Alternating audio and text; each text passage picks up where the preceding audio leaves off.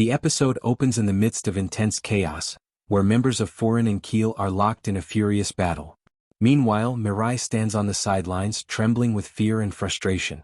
He feels powerless, unable to help or intervene.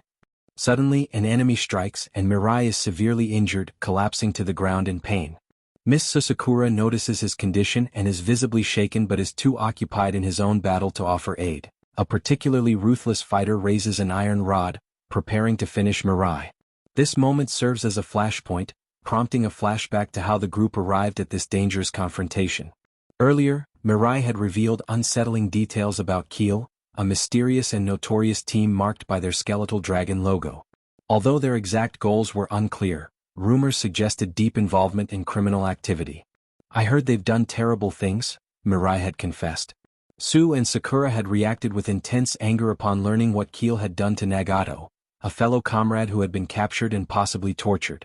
"It doesn't matter who they are," Sakura had declared, "we're bringing Nagato back." Anze, ever cautious, warned the group to prepare for brutal resistance.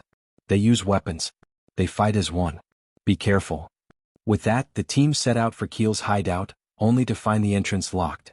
As the group hesitated, Sabashida stepped forward, impressively kicking the door down and earning cheers from his teammates. Inside, they were met by Keel's men who were ready and waiting.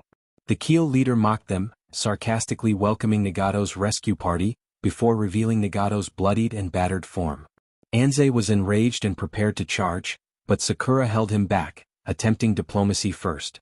He demanded they return Nagato, but the leader cruelly refused, saying Nagato still has a quota to fulfill.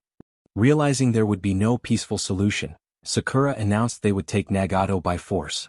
This provoked laughter from the Keel leader, who then ordered his men to surround the foreign team.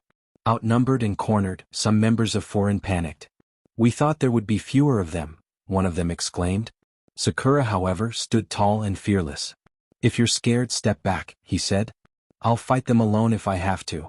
Inspired, the others regained their composure. "We're not weak," they replied. "Let's do this together." With renewed determination, the team launched their attack. The battlefield erupted with energy. Sakura, Supeshida, Mitsuki, Suki, Tigas, and Anze fought with incredible coordination. Their movements carved a path forward, allowing Sakura and Anze to push toward Nagato. But just as hope glimmered, Anze was intercepted by a powerful enemy. The leader of the Keel told that he and his teammates are weak and small in number and all will be beaten up like Nagata. Anze got furious and rushed, but the leader delivered a brutal kick, sending him tumbling down the stairs. Sakura, in shock, attempted to help, only to be stopped by a new opponent, Kongo, one of Keel's elite fighters.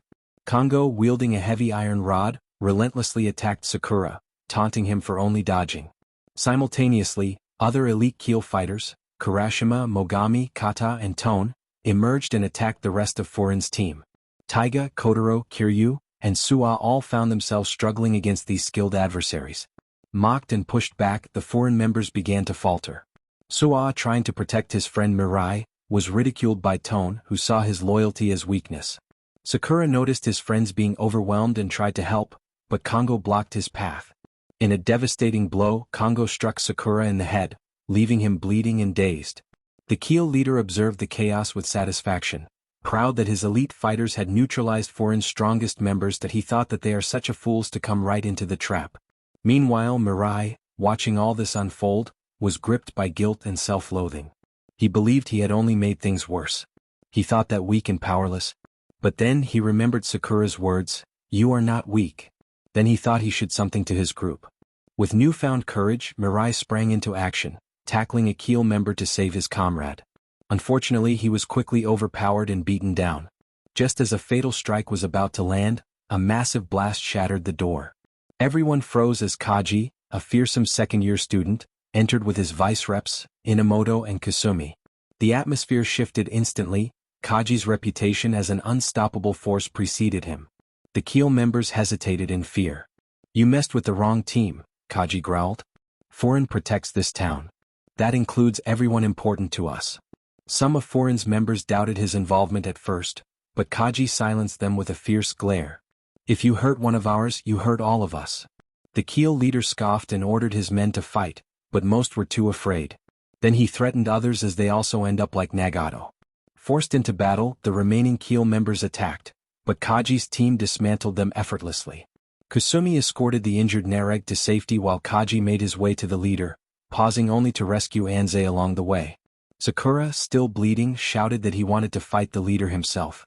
Kaji paused and turned to Sakura. Kongo tried to attack Kaji, but he was instantaneously back due to lightning kick of Kaji. Kaji shouted on Sakura, "You're too focused on revenge. Your friends are falling and you're chasing glory. You call yourself a captain? You should be ashamed." He struck Sakura not out of anger but to wake him up. As Kaji marched forward to confront the leader, Sakura stood in silence, reflecting on his failure. Then, with quiet resolve, he punched himself in the face to snap out of it. "I don't have time for this," he muttered. Turning to Kongo, he said, "Let's finish this fight."